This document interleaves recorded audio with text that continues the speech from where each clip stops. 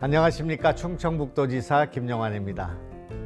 4월 과학의 달을 맞아 충북과학문화거점센터와 MBC 충북이 함께 준비한 공감충전 과학 콘서트를 진심으로 축하드립니다.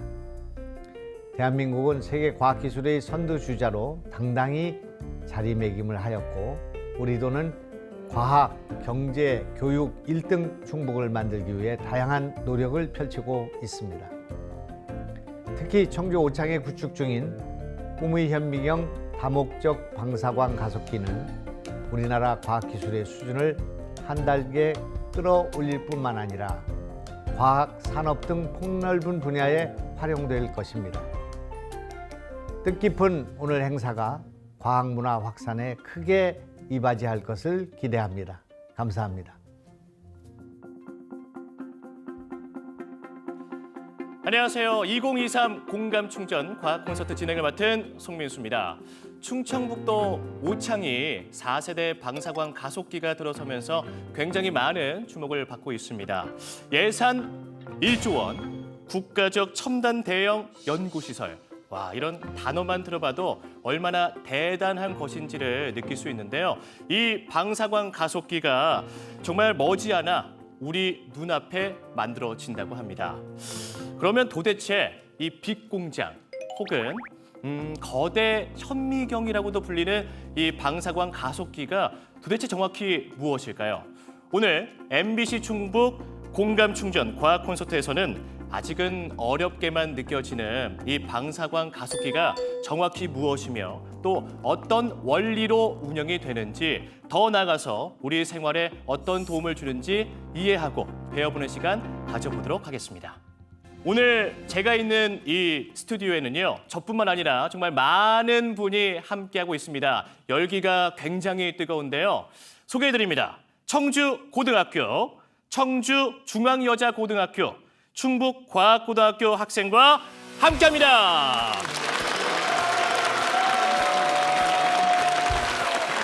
자, 그럼 지금부터 과학 콘서트를 진행해 보도록 하겠습니다. 서울대학교 물리천문학부 김형도 교수님을 모시겠습니다.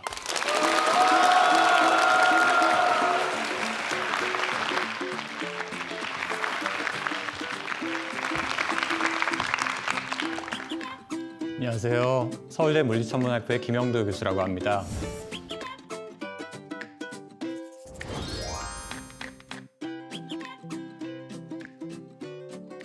방사광 가속기를 이해하는 데 필요한 빛에 대한 가장 기초적인 설명을 해드리는 걸 목적으로 이 자리에 섰습니다. 그래서 제가 한 20분 동안 여러분들이 상식적으로 알고 있는 빛을 넘어서서 여기서 얘기하는 빛이 무엇인지에 대해서 여러분들에게 설명을 드리고 아마 여러분들이 이제 세상을 보는 관점을 좀 더 깊게 세상을 이해해서 바라볼 수 있는 방식으로 바꿀 수 있도록 노력해 보겠습니다. 네, 감사합니다.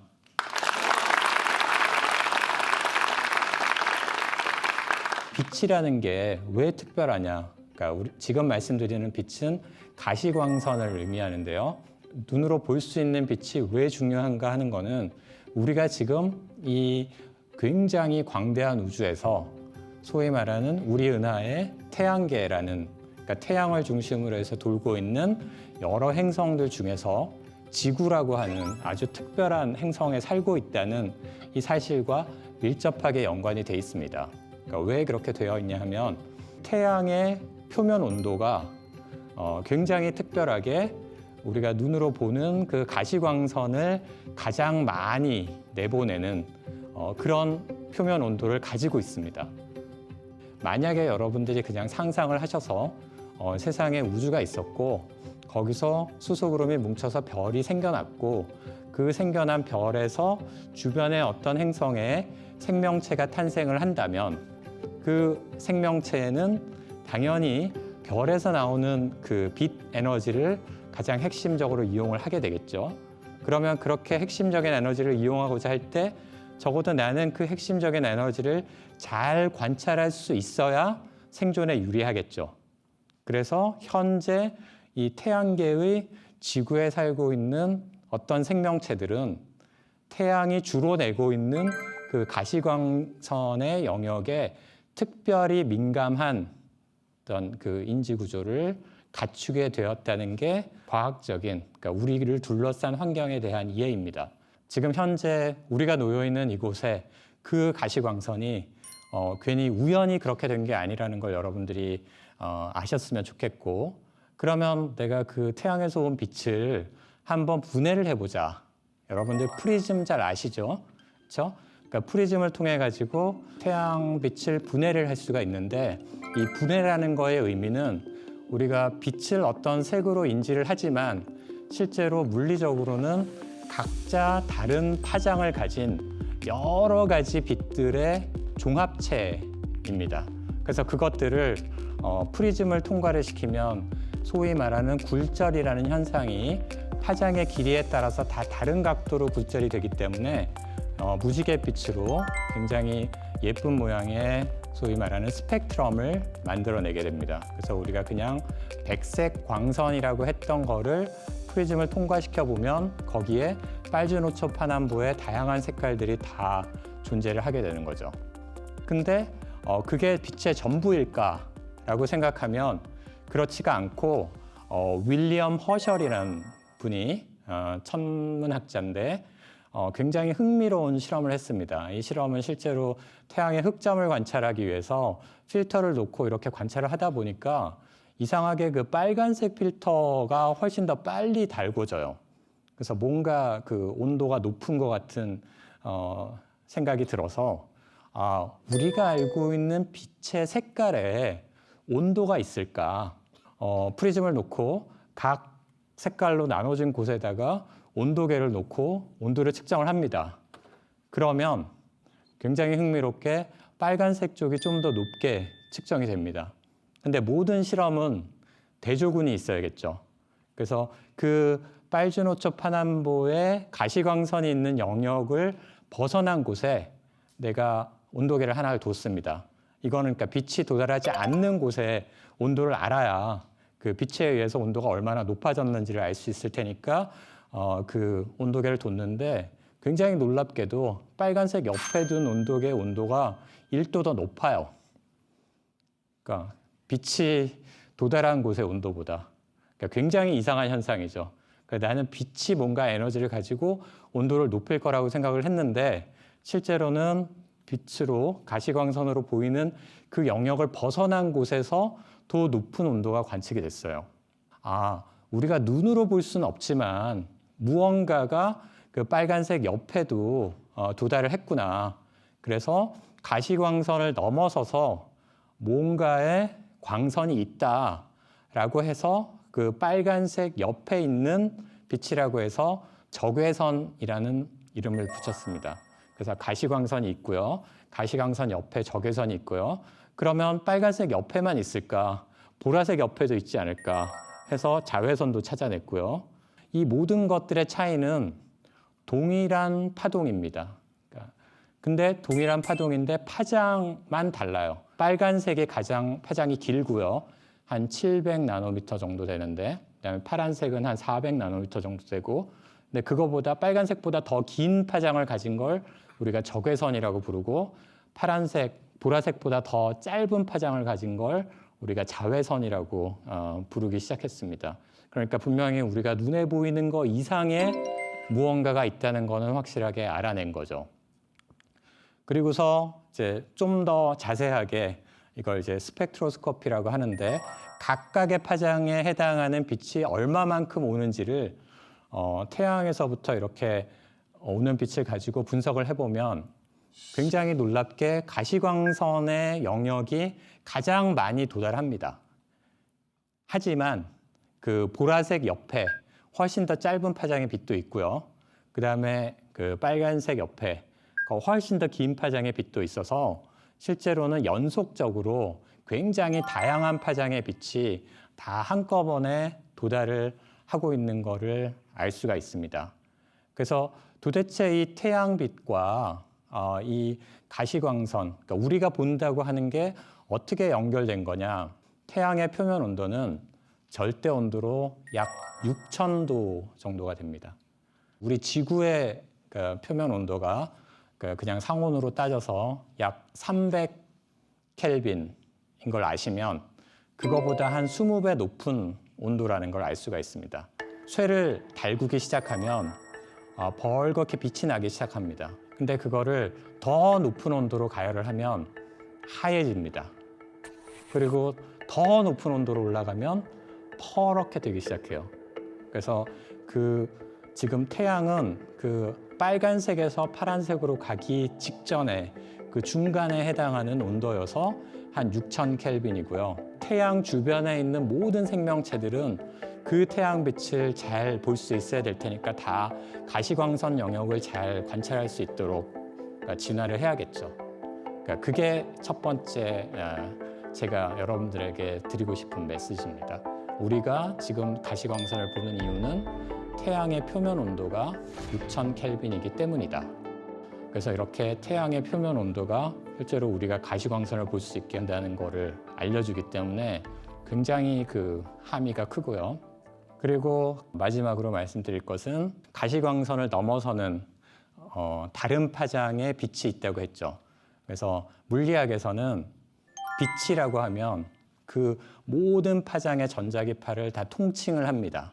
그래서 꼭 눈에 보여야 빛이 아니라 그 가시광선과 정확하게 동일한 특성을 가졌는데 파장이 다르다.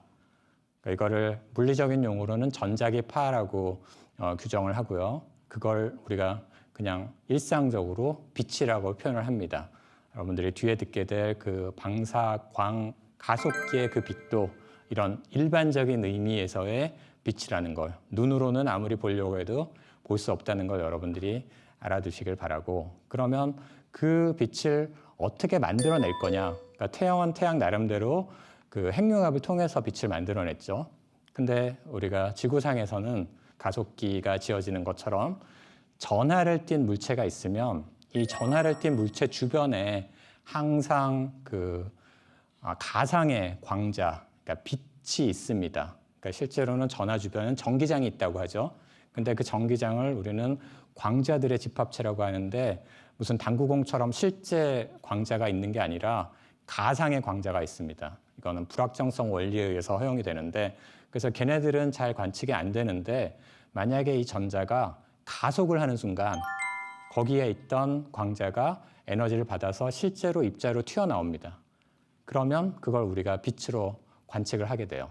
그래서 전자를 가속을 시키면 빙글빙글 그 원형 궤도를 따라서 돌리면 항상 전자의 운동 방향과 같은 방향으로 빛이 계속 나오게 됩니다.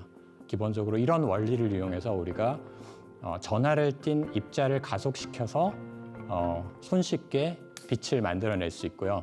그러면 그렇게 나온 빛의 파장은 어떠냐 하면 가속시키는 입자의 에너지가 얼마나 크냐에 따라서 굉장히 짧은 파장의 빛이 만들어질 수가 있겠죠. 그래서 제가 오늘 이 20분의 짧은 시간 동안 설명드리기에는 좀 복잡한, 사실은 굉장히 간단합니다. 이 전자기파라는 빛이라는 것이 어떻게 작동하느냐 하는 거는 소위 말하는 4개의 법칙에 의해서 잘 이해가 되고 있는데, 그게 여기 써 있는 이제 맥스웰 방정식입니다. 가우스를 포함해서 이제 유명한 물리학자들의 이름이 차례차례 나와 있는데, 제가 오늘 입고 온 티셔츠에 이 첫 번째 줄이 그 맥스웰 방정식을 한 줄로 표현한 식입니다. 이거는 우리가 살고 있는 세상이 너무나 아름답고 이 시공간이 다 합쳐져 있기 때문에 이렇게 복잡해 보이는 4가지의 식을 단 한 줄로 쓸 수 있습니다. 그래서 첫 번째 줄이 빛에 대한 방정식이고요. 두 번째 줄이 전자에 대한 방정식이고, 세 번째 줄이 이제 전자가 힉스 입자와 어떻게 상호작용하는지, 네 번째 줄이 이제 힉스 입자 자체의 운동 에너지와 이제 포텐셜 에너지를 알려주는, 그러니까 세상의 모든 법칙에 대한 방정식이 이렇게 티셔츠 한 장에 쓰여질 수 있다는, 적어도 우리가 물리를 통해서 세상을 보는 방식은 굉장히 놀라워요. 그러니까 인간이 이만큼 많은 것들을 이해할 수 있다는 거는 다시 생각해도 굉장히 놀라운 일인데, 제 주어진 시간이 다 돼서 오늘 빛에 대한 소개는 이 정도로 마치도록 하겠습니다. 감사합니다.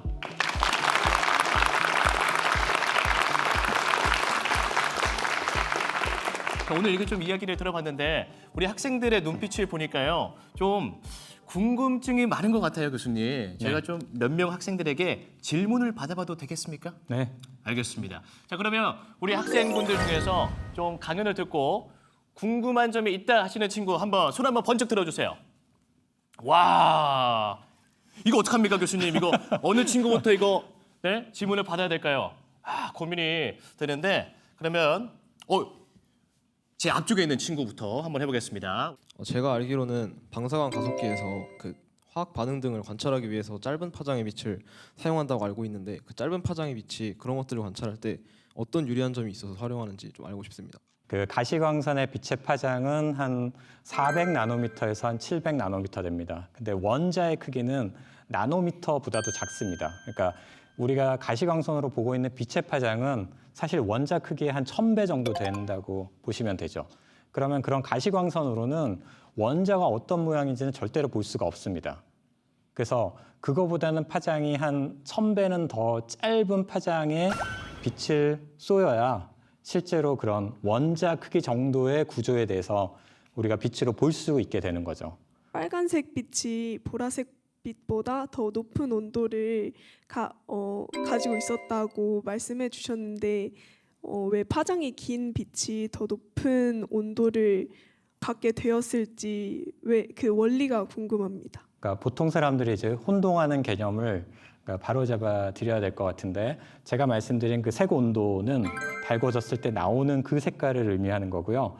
여기다가 온도계를 넣고 내가 잴 때는 그 빛의 실제 온도를 재는 게 아니라 그 빛이 얼마나 그 공기 분자를 달궜느냐 이거를 측정하게 됩니다. 근데 우리의 대기는 실제로는 적외선을 가장 잘 흡수를 하게 돼 있습니다. 그래서 실제로는 빛의 그 온도와 무관하게 적외선이 가장 이제 대기를 잘 온도를 높일 수 있기 때문에 온도계에 그렇게 나타나는 겁니다. 굉장히 좋은 질문 감사합니다. 네. 네, 우리 또 학생들이 오늘 이렇게 들어올 때 좀 여러 가지 오늘 주제에 대해서 궁금증을 이렇게 좀 포스트잇에 이렇게 써서 이렇게 붙여놨더라고요. 좀 이것도 몇 가지 좀 답변을 해주셔도 좋을 것 같습니다. 네. 자, 네, 입자이며 파동이다 이 질문에 대해서는 저도 잘 모르겠는데 이게 질문인지 네. 좀 답변 좀 해주시죠. 네, 여러분들이 생각하는 빛이 만약에 전자기파라고 하면 그냥 파동이죠.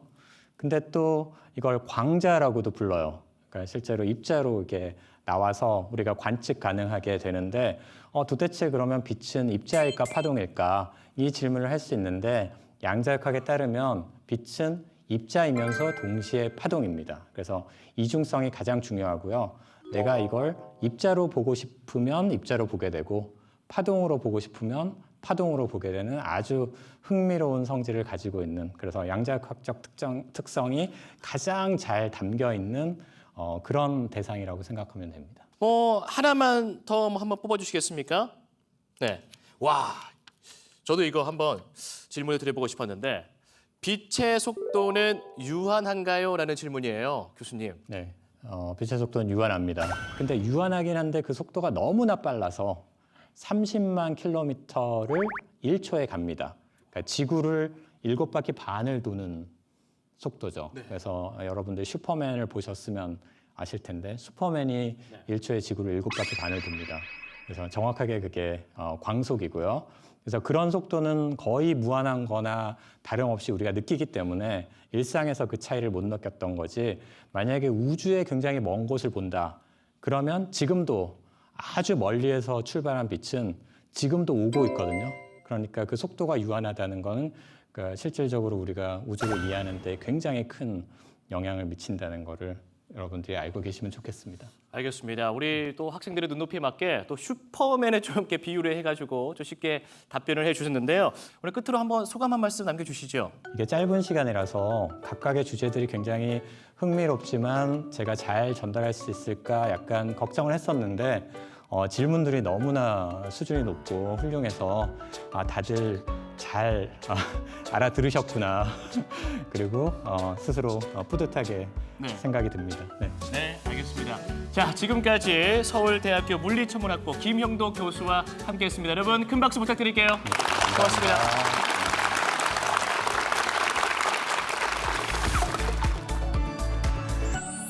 자, 자, 이번에는 방사광 가속기에 대해서 좀 더 깊이 있는 이야기를 나눠볼까 합니다. 고인수 다목적 방사광 가속기 구축 사업 단장님과 함께하겠습니다. 여러분 큰 박수 부탁드립니다.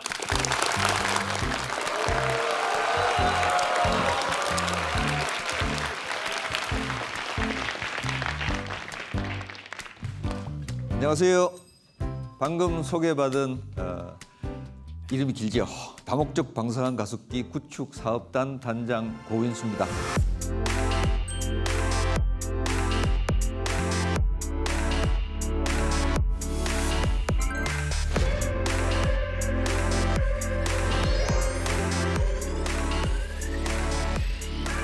여기 보이는 이 사진은 포항 가속기 연구소의 전경입니다.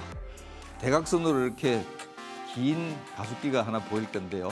저거는 이제 포항에서 만든 제4세대 방사광 가속기라고 하는데 그 3세대 다음에 졌다고 해서 4세대인데 사실은 정확하게 표현하면은 X선 레이저 가속기입니다. 레이저 포인트 같은 거 사용할 때 보면 빨간색이든지 파란색이든지 색깔이 하나만 나오지 않습니까? 저기는 X선이 하나만 나오는 겁니다.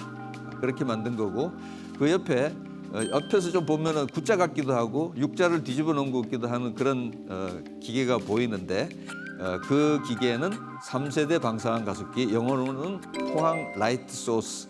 근데 중간에 업그레이드 됐기 때문에 포항 라이트 소스 2라고 이름을 보통 부릅니다. 저 방사광 가속기는 우리나라에서 최초로 만들었을 것뿐만 아니라 전 세계에서 저런 종류의 가속기, 그러니까 최신형인데 그 당시만 해도 세계에서 5번째로 만들어진 그 당시만 해도 엄청나게 최신형인 방사광 가속기였고 제가 지금 맡아서 오창에다 건설할 거는 저 두 개의 특성을 조합해서 또 새로운 최신형의 방사광 가속기를 둘레 800m 정도의 크기로 만드는 것이 제 임무가 되겠습니다. 아까 김영도 교수님께서 빛에 대해서 말씀을 해주셨는데 저는 이제 이런 빛을 대량으로 만드는 사람이니까 그런 빛을 많이 만들어내는 건 뭐라 그래요? 뭐 어떤 물건을 많이 만들어내는 거? 공장이지요. 저 같은 사람 입장에서는 공장을 짓는 거지만은 실제 이용자들 그분들은 자기가 원하는 빛들이 있어요. 주로 X선이지만은 X선이 아니고 그거보다 파장은 조금 긴 그 자외선이 조금 더 파장이 짧아지면은 진공 자외선이라는 게 있습니다. 그 자외선은 대기중을 지나갈 수는 없고 진공 속에서만 지나가는데 그 진공 자외선으로 볼 수 있는 가장 적당한 대상이 뭐냐면은 반도체의 표면입니다. 그래서 저 백화점이라고 얘기를 하는 거는 그런 종류의 빛을 골라서 쓸 수 있는 사람들의 입장에서는 백화점인 거죠. 근데 어느 공장하고 다르게 이 방사광 가속기는 공장은 공장인데 물건을 포장해서 팔 수가 없어요. 여러분들 빛을 포장할 수 있어요? 잘라서 못 팔죠. 그래서 이용자들이 반드시 이 공장에 와야 되는 그런 특별한 설비가 되겠습니다. 그러면은 이제 빛 공장에서 쓰는 원료, 재료가 뭐냐? 이거는 이제 전자를 재료로 했었습니다. 전자를 빨리 가속을 시키면 이제 전자파가 나오는데 그러면 전자는 어떻게 만들어내야 되느냐? 전자 우리 몸속에도 무지무지하게 많이 있어요. 거의 모든 우주를 구성하는 물체들 안에는 다 있는데 그래도 제일 쉽게 만드는 방법은 그래도 금속 안에 있는 놈을 떼내는 겁니다. 네, 금속은 달구면은 저절로 이제 전자들이 튀어나오는데 과거에는 참 설명하기가 편했습니다. 왜냐하면 집에 저런 테레비 혹시 본 적 있으세요? 아주 구형 테레비. 저 구형 테레비 뒤쪽에는 전자총이라는 놈이 있어요. 저 전자총은 금속으로 돼 있는데 열을 가해가지고 달구면은 전기를 통해서 달구면은 거기서 전자가 튀어나옵니다. 그 튀어나오는 전자는 마이너스를 뗐으니까 플러스 마이너스 전극을 수직 수평으로 잘 놓고 이렇게 조정을 하면은 브라운관 면 앞에다가 그림을 그리고 되고 그게 여러분들이 옛날에 보셨던 이제 브라운관 TV 아니면 모니터 같으면 CRT 모니터가 되는데요. 어쨌든 금속에서 전자가 튀어나오는 거를 받아다가 이제 가속을 시키기 때문에 방사광의 재료는 전자입니다. 거울처럼 가공된 구리면에다가 레이저를 쏘면은 레이저가 그 구리면에 닿는 동안에 전자가 느껴져서 나옵니다. 그 현상을 최초로 이런 현상이 있을 수 있다라고 설명을 한 사람이 그 옆에 머리 하얀 분 누구시죠? 알버트 아인슈타인이죠. 알버트 아인슈타인이 1905년에 저 논문을 냈어요. 그래서 노벨상 위원회가 아인슈타인한테 노벨상을 주는데 아인슈타인은 상대성 이론으로 잘 알려지지만 상대성 이론으로는 노벨상을 못 탔습니다. 광전 효과로 노벨상을 탔습니다. 자, 그래서 이제 전자가 만들어지는데 저걸 이제 가속을 시켜야 돼요. 가속을 시켜야 되는데 1900년대 초만 해도 공기 중에서는 이렇게 전기 장치로 걸면은 100만 볼트 이상을 걸면은 다 절연이 파괴가 돼 갖고 기계가 동작을 안 하고 망가지거나 잘못하면 불타버립니다. 그래서 과학자들이 생각해낸 방법이 저 서핑하는 사람을 전자라고 생각하고 저 뒤에 보이는 큰 파도를 전자파라고 생각을 해보십시오. 그래서 전자파를 만들어서 그 파동 위에다가 전자를 실어서 밀어버리면은 전자가 광속으로 가속이 됩니다. 이게 최신형 선형 가속기의 원리고 이걸 기본으로 해가지고 포항이든 세계 어디든 간에 전자를 그런 형태로 가속을 시키게 됩니다. 근데 이제 방사광이라는 게 뭐냐? 이제 전자를 가속을 시키면은 전자파라는 게 나오는데 이 전자파는 전자의 속도가 천천히 가면은 이렇게 둥그스름한데 가운데는 콕 찍어서 없는 그러니까 마치 이제 그 도넛을 가운데다 이렇게 눌러놓은 것과 같은 그런 형태의 전자파를 만들어냅니다. 근데 얘가 빨라지기 시작하면은 서치라이트 쪽으로 앞쪽으로만 빛이 나와요. 이게 방사광이고 얘가 커브 틀면은 당연히 접선 방향으로 이렇게 나오겠죠. 문제는 이걸 속도를 조금씩 더 올려요. 전자의 속도를 올리면은 포항에 아까 보였던 그 동그란 가속기의 전자의 그 에너지가 얼마냐면 30억 볼트입니다. 그러니까 1.5볼트짜리 그 배터리를 20억 개를 직렬로 연결하면 이제 그 전압이 나오죠. 그러면 1.5볼트 배터리 20억 개를 직렬로 연결하면 그 길이가 얼마일까요? 자그마치 9만 킬로미터입니다. 지구를 2바퀴 돌고도 남아요. 그러니까 그런 가속기는 만들 수가 없죠. 그런 방법으로는. 그러면 30억 볼트의 에너지를 가진 전자의 속도는 얼마나 되는가? 초속 30만 킬로미터로 빛이 달려가는데 30억 볼트의 전자를 갖다가 같이 땅 해서 놓고 경쟁을 시키면은 1초에 3m 뒤집니다. 30만 킬로미터 빼기 3m의 속도예요. 그리고 아까 봤던 직선 가속기 있었죠, 뒤에. 그거는 에너지가 100억 볼트인데 그거는 똑같이 경쟁을 시키면은 30cm 뒤에 쳐져서 가요. 그러니까 광속이나 거의 똑같아요. 그런 방사광이 이 인간이 만들어낸 건 1946년에 처음 만들어냈어요. 근데 우주 안에는 아직도 굉장히 많이 있고 지금 저 보이는 저 사진은 허블이 찍은 유명한 그 우주 사진 중에 하나인데 저 안에 퍼렇게 보이는 빛들이 전부 다 그 안에서 뛰고 그 운동하고 있는 전기를 띠는 물체들, 전자뿐만 아니라 양성자도 있고 뭐 온갖 것이 다 있을 건데 전기를 띠고 있는 물체들이 자기장 속에서 움직일 때 저와 같은 그러니까 저 조건에 맞았을 때는 저와 같은 가시광선의 빛을 만들어내는 겁니다. 그렇게 만들어내는 거가 우리 눈에 이미 다 보였던 건데 인간은 겨우 1946년에 처음 만들었고 그거를 발전시켜서 이제 지금의 가속기에 이르게 된 거죠. 자, 그래서 가속기를 만들려면은 제일 중요한 것이 동그랗게 만드는 게 가장 잘 쓰는 방법이에요. 왜냐하면 직선으로 만들면 한 번 지나면은 다시 만들어서 보내야 되죠. 근데 동그란 걸 만들어 놓으면 어떻게 돼요? 얘가 계속 한 자리를 뱅뱅뱅뱅 돌 거니까요. 그래서 포항 같으면은 둘레가 거의 300m고 거기에 전자가 광속이나 가까운 속도로 움직이니까 매 초 한 지점을 전자가 몇 초 지나가니까 몇 번을 지나가느냐? 100만 번을 지나갑니다. 그렇죠? 오창에다 지을 거는 둘레가 800m쯤 돼서 많이 커졌기 때문에 1초에 100만 번은 아니고 32만 5천 번을 돌아갑니다. 그거 돌아가는 거 다 하나씩 다 세야 될 정도의 정밀한 기계들이 앞으로 이제 붙을 거고요. 그 중에 하나가 이제 저렇게 뒤에 보이는 사극자석이라는 건데 문제는 전자를 하나만 보내는 게 아니에요. 빛을 많이 만들어야 되니까 덩어리로 이렇게 뭉치게 해서 보냅니다. 이 덩어리 하나는 길이가 한 1cm, 좌우 상하로 한 2mm 정도 되는 이렇게 길게 생긴 그 결함 같은 그런 모양인데 그 공간 안에 전자가 대략 10억 개가 들어 있습니다. 근데 알죠? 같은 전자끼리 있으면 어떻게 돼요? 밀어낼 거 아니에요. 밀어내는데 그놈이 밀어내고 흩어져 버리면 가속기가 안 돌아가죠. 그러니까 못 흩어지게끔 이렇게 렌즈로 이렇게 모아야 돼요. 그 렌즈로 모으는 것이 저기 보이는 극이 4개, 남극, 북극이 각각 2개씩 있는 사극 자석으로 모읍니다. 저런 종류의 자석을 갖다가 여러 개 써가지고 전체적으로 이렇게 집속이 되도록 그런 장치들을 갖다가 원둘레 800m에다가 쫙 깔아놔야 됩니다. 그게 이제 상당히 어려운 것 중에 하나고, 항상 이제 쓰다 보면은 이 빛이 좀 더 세게, 좀 더 많이 만들어 달라는 요구들이 오게 되고, 그래서 과학자들이 이제 또 머리를 열심히 굴립니다.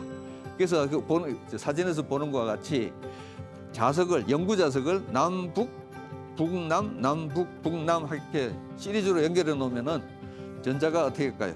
가다가 이렇게 꺾여서 가겠죠. 근데 커브 질 때마다 접선 방향으로 빛이 나온다 그랬죠. 얘를 10번을 꺾으면은 여기서 나오는 빛의 세기가 그거에 10번 꺾은 거의 제곱인 100배가 밝아져요. 그러면은 30번 꺾게 하면 어떻게 돼요? 1000배가 밝아지죠. 그렇게 해서 저런 삽입 장치라는 걸 집어넣으면은 그 다음부터는 획기적으로 빛이 밝아집니다. 아까 포항 사진을 이제 처음 보여드렸을 때 그 사진에 그 육자 모양으로 돼 있는 이 3세대 방사능 가속기에서 나오는 빛은 태양 빛의 1억 배에서 10억 배쯤 밝습니다. 그리고 그 뒤에 직선으로 돼 있는 게 있었죠. 그 직선으로 돼 끝에서 나오는 빛은 3세대 방사능 가속기에 다시 1억 배가 밝아요. 그러니까 빛이 어마어마하게 밝은 거가 되는데, 어쨌든 그렇게 빛을 만들어내면은 그 빛을 끌어다가 이제 이용자들이 써야 되겠죠. 그래서 그 빛을 끌어서 이용자들한테 갖다 주는 그런 설비의 통칭 이름이 빔라인이라 그럽니다. 여기 뒤에 이제 앞에 사진을 보시면은 이렇게 초록색으로 연두색으로 칠해진 이제 집들이 이렇게 몇 개가 보이는데, 저 안에 X선이 들어가서 실험을 해야 되기 때문에 저기서 일하는 사람들을 보호하기 위해 가지고 실험 장치를 금속 납하고 철판으로 돼 있는 금속 케이스 안에다 집어넣고 밖에서 원격 조정하면서 실험을 하게 됩니다. 왜 우리가 이런 이제 장치를 갖다가 이제 하게 되고 어디다 많이 쓰는가에 대해서 이제 얘기를 좀 잠깐 해보면은, 우리나라는 이제 본격적으로 수출로 먹고 사는 나라로 이제 발전을 했고, 요즘 제일 잘 팔리는 물건이 뭐가 있나요? 반도체에도 있고 또 전기자동차 있죠. 그 전기자동차 안에는 뭐가 들어있어요? 2차 전지가 들어있죠. 그 2차 전지를 우리나라가 지난 한 20년 전부터 했기 때문에 그 2차 전지에 관련된 연구들이 포항에서도 지난 한 20년간 열심히 있었습니다. 저 원통형으로 감아놓은 배터리인데, 저 하얗게 보이는 곳이 지금 열이 나고 있어요. 저 열이 나고 있는 것이 조금 있다가 어떻게 되는가 봅시다. 터졌죠. 2차 전지에서 가장 무서운 게 뭡니까? 배터리 폭발하는 거죠. 그 배터리가 폭발하는데, 폭발하기 전에 배터리를 구성하고 있는 그 안에서의 내부 물질들이 화학적으로 어떻게 변하고 물리적으로 어떻게 변하는지를 저런 X선으로 쓰고 있는 방사능 가속기 빔라인에다가 갖다 놓고 있으면은 그 결과를 갖다가 한꺼번에 다 볼 수 있는 거죠. 자, 우리나라에 있는 유수의 2차 전지 회사들이 저거를 연구를 해야 되는데, 폭발하는 순간과 그때 어떤 조건들이고 어떻게 해야지 피할 수 있는가를 연구를 해야 되는데, 저런 설비가 우리나라에 없으면 어떻게 될까요? 외국 나가서 해야 되죠. 외국 나가서 하면은 그 순간에 우리가 어디까지 와 있는가의 기술을 다 노출시키는 거죠. 그래서 포항에서 저런 게 있기 때문에 지금의 배터리가 우리나라에서 효자 상품으로 여겨질 수 있는 그런 과거에 쌓여 있는 역사들이 보여주고 있는 거죠. 자, 이 빔라인에는 누가 와서 쓰느냐? 제일 많이 쓰는 사람들이 거의 절반이 화학하는 사람들이에요. 그러니까 결국은 배터리 관련된 것들이 다 화학 관련된 연구들이니까요. 그리고 그 다음에 쓰는 사람들이 생물하고 그다음에 물리 쪽인데, 저는 좀 생물 쪽에 좀 이렇게 관심을 좀 가져 보려고 합니다. 이게 네이처라고 하는 그 굉장히 유명한 영국에서 나오는 잡지인데, 저기에 논문 하나 실는 것이 과학자들의 소원이에요. 저 왼쪽에 있는 것이 2003년에 대한민국에 있는 벤처 회사가 비아그라라고 하는 특별한 약의 구조를 밝혀가지고 논문을 냈는데, 그 논문이 저 네이처의 표지에 나온 겁니다.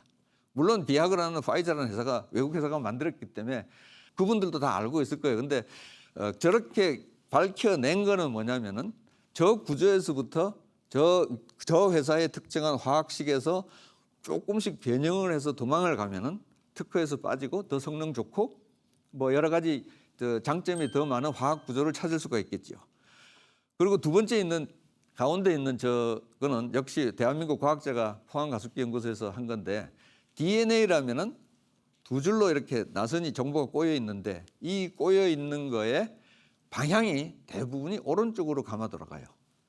근데 가끔은 왼쪽으로 꼬인 놈이 있어요.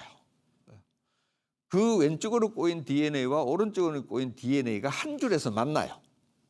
그러면은 꼬인 방향이 다른데 이걸 어떻게 연결해야 할 거냐 하는 거를 연결한 조사한 연결부를 조사한 논문이고 포항 방사능 가습기에 있는데 저것도 네이처에 세 번째로 나왔어요. 대한민국에서 일한 걸로. 자, 이런 이제 생물학적인 거에 대해서 이제 좀 더 관심을 가져보는데 이 중에는 이제 약을 만드는 게 코로나가 터졌을 때 아주 빠른 시간 안에 메신저 RNA라는 걸 방법을 찾아가지고 백신을 만들어냈죠. 전 세계에 있는 방사능 가습기에서 코로나 관련 연구는 무조건 제1순위로 쓰도록 해줘가지고 그 관련된 그 화학 구조식들이 다 많이 밝혀졌습니다. 마지막으로 과학자들 특히 포항에서 이제 최신형 가습기를 이용하고 앞으로도 여기서도 적용이 될 걸로 여겨지는 것이 도대체 지금 이 난리난 기후 뭐 가물고 비 오고 날씨가 엉망진창이잖아요. 이거를 극복하는 방법으로 과학자들은 뭘 생각하느냐면은 식물을 베끼려고 합니다. 식물이 뭔가요? 태양빛을 받고 수분을 받고 이산화탄소를 흡수해가지고 막 해가지고 포도당을 만들고 그 포도당을 만든 나머지 찌꺼기가 뭔가 하면 산소죠. 그 산소를 내보내요. 그래서 이 화학 과정을 식물한테 시키면 되는데 문명이 발전하면서 식물을 얼마나 많이 지금 식물이 자랄 공간들을 많이 해쳤잖아요. 그래서 이제 과학자들은 그거를 아예 인공적으로 식물이 하는 기능을 뺏기자는 것이 지금 현재 굉장히 앞서가는 연구소들이 하고 있는 일이고 그걸 하려면 어떻게 되느냐?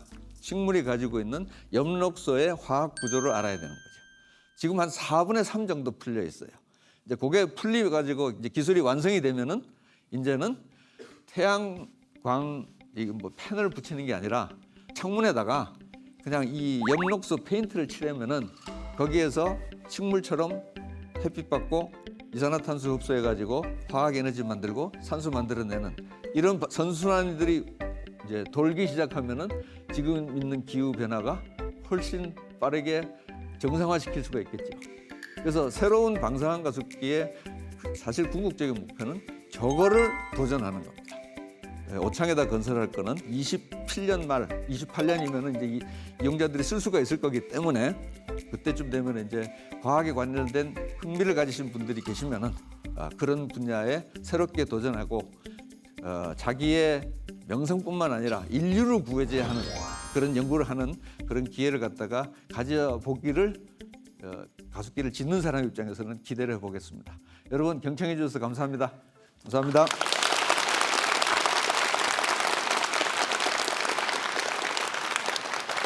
정말 재밌게 잘 들었습니다. 네, 감사합니다. 그 방사광의 원리와 활용에 대해서 이렇게 우리 단장님께서 이렇게 말씀을 해주셨잖아요. 네. 저도 또 이렇게 뒤에서 지켜보니까 또 우리 많은 학생들이 궁금한 게 많은 것 같아요. 네. 학생분들 중에서 혹시 이 방사광 가속기에 대해서 궁금한 게 있다 하는 친구를 한번 손 한번 높게 한번 들어보세요.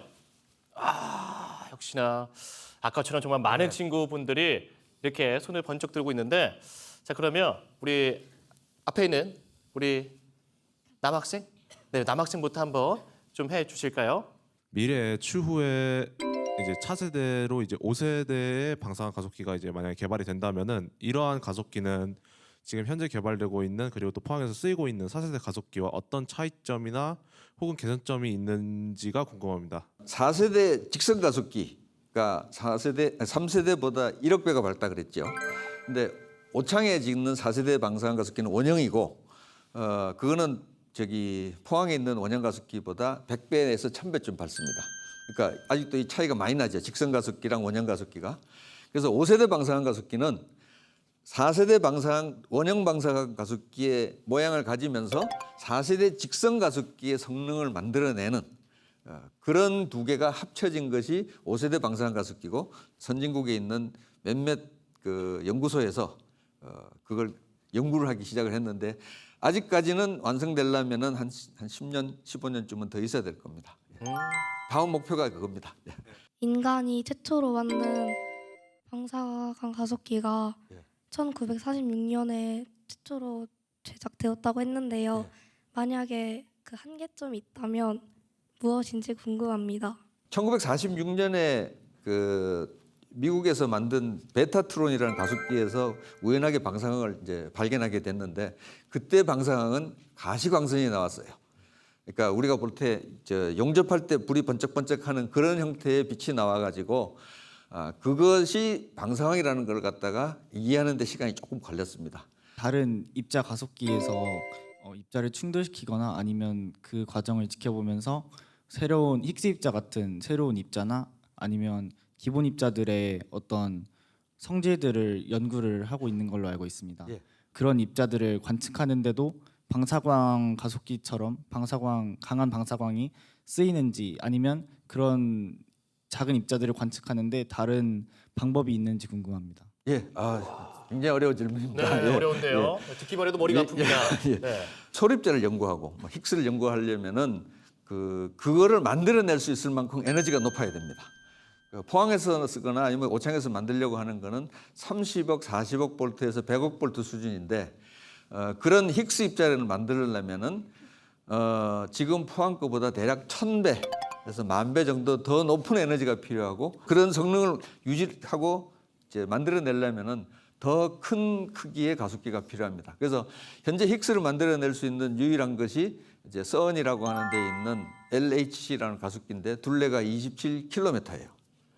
포항은 기껏 해봤자 1km, 여기도 800m인데 27km의 가속기를 이용해서 지금 현재 그 힉스를 만들고 연구를 하고 있었고, 그것도 이제 기술적인 한계에 도달하니까 다음번 가속기를 만들겠다고 현재 FCC라고 하는 Future Circular Collider라고 하는 거를 선이 지금 현재 설계를 하고 있습니다. 둘레가 자그마치 100km입니다. 그러니까 그 정도 돼야지 이제 그 다음 단계의 소립자 물리를 연구를 할 수 있는 건데, 현재 목표는 대략 한 2050년쯤 돼야지 이제 만들 수 있을까 정도로 이제 돈도 많이 들고 시간도 많이 걸리는 그런 건데요. 아마 저는 못 볼 겁니다만은 이제 여기 계신 분들은 그걸 활용할 수 있는 기회가 얼마든지 있을 거라고 봅니다. 교수님, 그리고 또 아까처럼 우리 친구들이 이 방사광의 원리와 활용에 대해서 좀 앞서서 포스트잇에 질문을 써가지고 붙여놨어요. 어떤 게 좀 눈에 들어오십니까? 우선 이게 항상 먼저 설명을 돼야 되는 건데요. 네, 방사광 가속기에서 방사능이 나오나요? 라는 그런 질문이에요. 방사능은 아시다시피 원자의 동위원소들이 붕괴할 때 나오는 거고, 그걸 이용하면은 이제 원자력 발전도 될 수도 있고 암 치료도 할 수 있고 하는 그런 건데, 방사광 가속기는 영어로는 싱크로트론 레디에이션이라고 해서 중국 사람들은 동보복사, 발을 맞춰서 가는 빛이라는 뜻으로 정확하게 표현했는데, 한국에서는 일본식 표현을 따다 쓰다 보니까 방사광이라는 뜻으로 이제 번역을 했고, 그러다 보니까 이제 항상 어디 가든지 방사광과 방사능을 먼저 설명해야 되는 어려움이 있습니다. 그래서 방사능이 나오지는 않는데 표현이 방사광과 방사능의 표현이 글자가 비슷해가지고 많은 오해들을 하고 있다는 점을 갖다가 다시 한번 좀 이때 이 기회를 통해서 좀 교정하려고 이 질문을 픽업했습니다. 네, 방사광과 방사능은 다르다는 거 이런 우리 학생들도 많이 알아주셨으면 좋겠고요. 제가 또 개인적으로 궁금한 건데, 방사광 가속기는 그러면 24시간 내내 돌아갑니까? 예, 실험을 어떻게 하냐면은 네. 열흘간 240시간을 연속으로 운전하고 네. 그러고 나흘을 쉽니다. 실험하시는 분들은 대략 3일 72시간의 시간을 받아옵니다. 그럼 그 72시간이니까 3일이니까 밤새도록 서로들 교대 근무하면서 실험을 하고 갑니다. 그래서 그 실험을 하는 동안에는 실제로 참여하는 연구자들은 굉장히 힘이 듭니다. 그렇군요. 예. 근데 워낙 시간이 네. 돈이고 워낙 귀한 것들이라 가지고 72개 시간도 다들 열심히 쓰려고들 다 노력하고 있습니다. 알겠습니다. 뭐 72시간 뭐 일을 한다 하니까 다들 눈빛이 뭐야라는 그런 눈빛이 보내고 있는데 이렇게 좀 답변까지 이렇게 들어봤고요. 자, 여기서 이제 우리 단장님과 좀 이제 인사를 드려야 되는데 오늘 조금 어떠셨습니까, 강연? 예, 오창에 새로질 방사선 가속기가 어디다 쓰이고 어떤 원리로 동작한다는 걸 갖다가 여기 학생들하고 같이 그런 지식을 나눌 수 있는 기획을 만들어 주셔서 대단히 감사합니다. 저희가 감사드립니다. 자, 오늘 강연 잘 들었습니다. 자, 지금까지 고인수 다목적 방사광 가속기 구축 사업 단장과 함께했습니다. 고맙습니다. 감사합니다.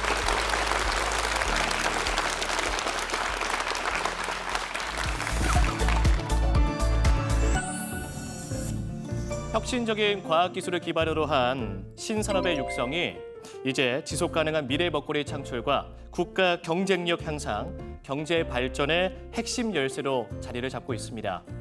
방사광 가속기가 그 역할을 이어갈 막중한 책임까지 지게 됐는데요.